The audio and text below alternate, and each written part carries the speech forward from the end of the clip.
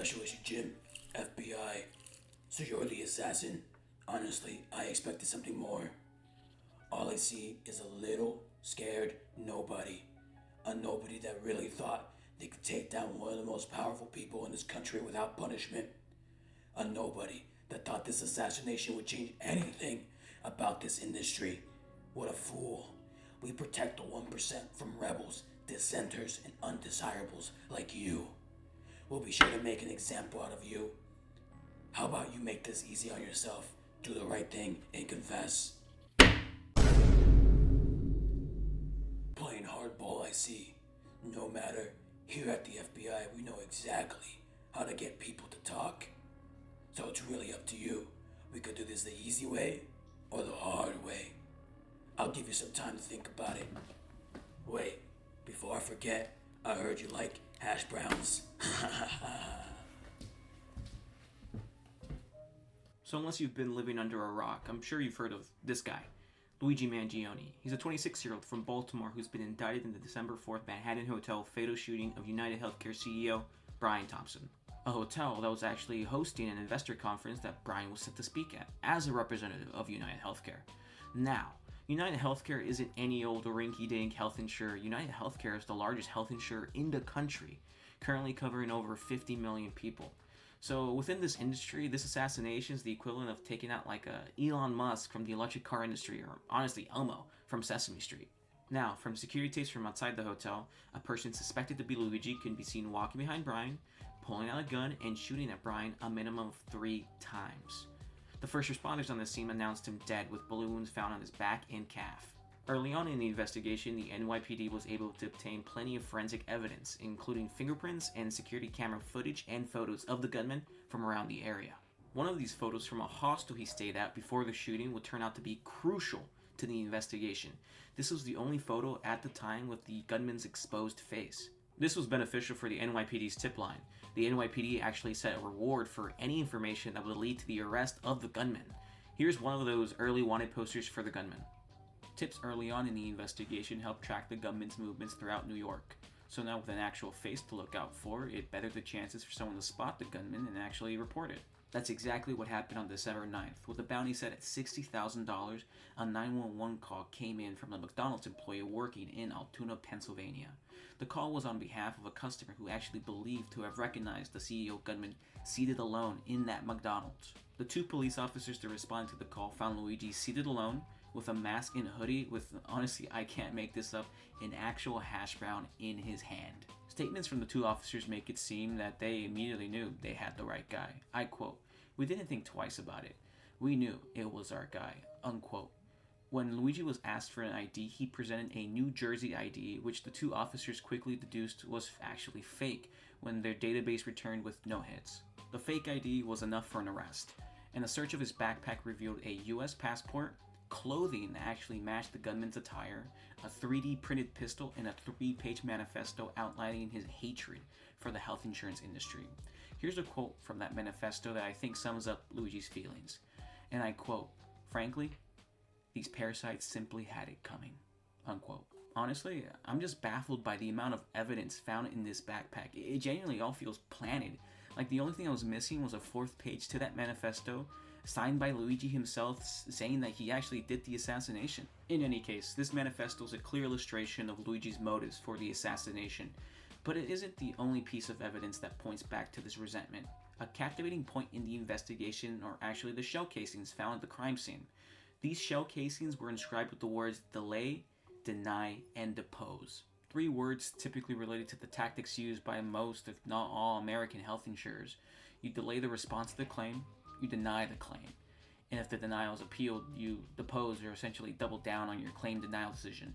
United Healthcare is one of the worst offenders of this, with one of the highest denial rates in the industry. Now, I'm not personally familiar with murder, nor am I an empath, but it's just a hunch to say if somebody went out of their way to inscribe words into the bullets they used to actually shoot you, they really had something against you. And apparently that vendetta was just not limited to the gunman himself.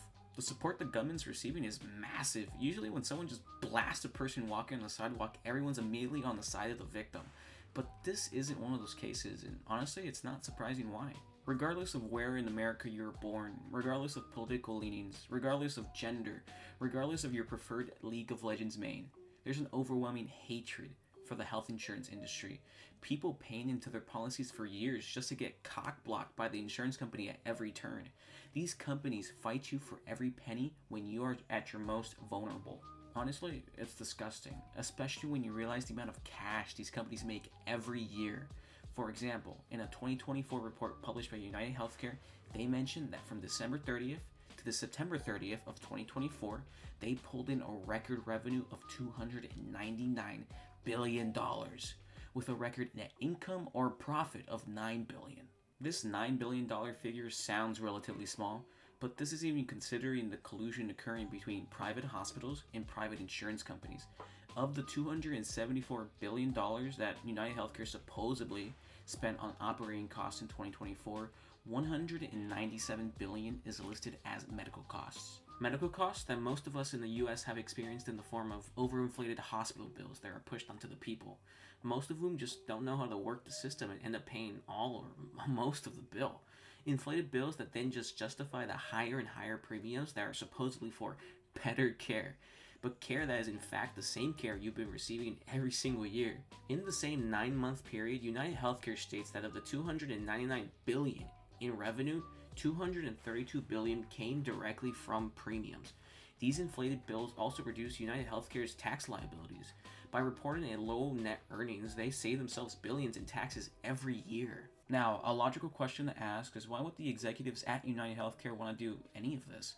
Well, it's all because of their incomes. You see, by increasing the cost of premiums, they increase the company's overall revenue, which then just justifies the executive's huge income that increases every single year. When you combine his salary, his stock options, and company bonuses, Brian Thompson had an annual income of over $10 million. So it's pretty easy to see why Luigi's received so much support. It's easy to see how he was able to crowdfund over $100,000 on the website Give, Send, Go. It's easy to see how people actually have the hots for this guy. One of the most shared pictures of Luigi is actually this one right here. Honestly, it reminds me of the people who get infatuated over vigilante serial killers like Dexter. But him being attractive brings up another interesting point of this whole situation. Luigi isn't the has nothing to live for type of person. The exact type of person you would expect could be bold enough to risk their entire life assassinating someone of just such high status. If you actually look into Luigi's background, you'll see an honestly great setup for the rest of his life. He was valedictorian of a prestigious high school. He graduated from the University of Pennsylvania with a bachelor's and master's in computer science. His family is wealthy, so wealthy in fact that at one point they owned a country club, a nursing home, and even a radio station. The family frequently gave money to charity, and for God's sakes, the current annual tuition for the high school that Luigi actually attended is over $37,000. One then might ask about his personal life. Well, based on the comments from the people who actually knew him, they described Luigi as a sociable person with a bunch of friends. So how could somebody like this risk it all on something so bold and so extreme? Well, as it turns out, Luigi was actually suffering through a spinal condition called spondylolisthesis. Looking this up on Google, this is actually a spinal disorder in which the vertebrae slips forward onto the vertebrae below it, which if bad enough causes severe back pain. According to social media, while he was in college, Luigi's pain led to constant brain fog, which of course led to declining grades. Comments from the people he was co-living with in Hawaii after college and posts from his social media from around the time reveal that his pain was actually persisting and even getting worse. The pain was affecting Luigi. He even frequently posted about the toll the pain was taking on him. A pain that got even worse after a surfing accident in Hawaii. The pain was so bad that in July of 2023, Luigi went through spinal surgery. Here's a picture of Luigi's back x-ray where you can actually see the screws that were inserted into his spine. Luckily, the surgery was successful. Even months afterwards, Luigi made no indication that the pain had returned. In fact, he was singing the praises of the surgery.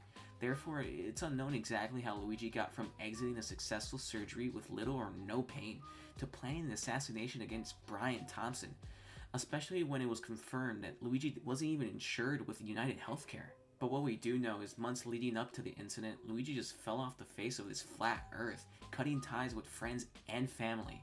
His family even reported him missing to the San Francisco authorities back in November. To give my own Dr. Phil take on this whole situation, I think it's apparent that Luigi's hatred for the health insurance industry came and festered as his chronic back pain worsened.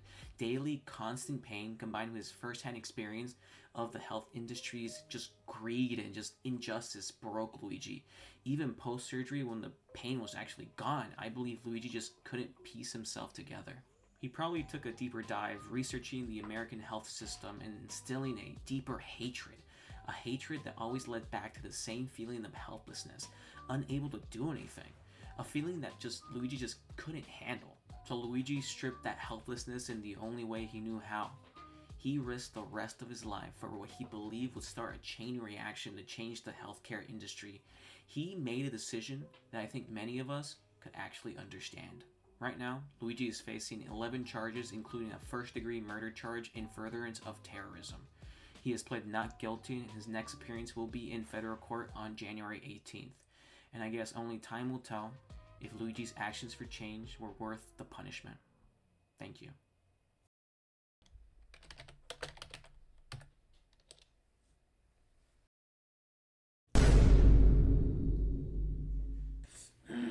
You're a tough nut to crack. I guess I have to resort to drastic measures. Wait, what are you doing? Wait a minute. No, no, no! Hi, this is the first time I post a video like this, so if you enjoyed it and want to see more, please consider supporting the channel by liking, subscribing, commenting, sharing, and of course donating. I also stream on Twitch, usually Valorant. I'm not really good, but I'd love to have you if you pop in. Yeah, that's about it. Thanks guys. Duckie out.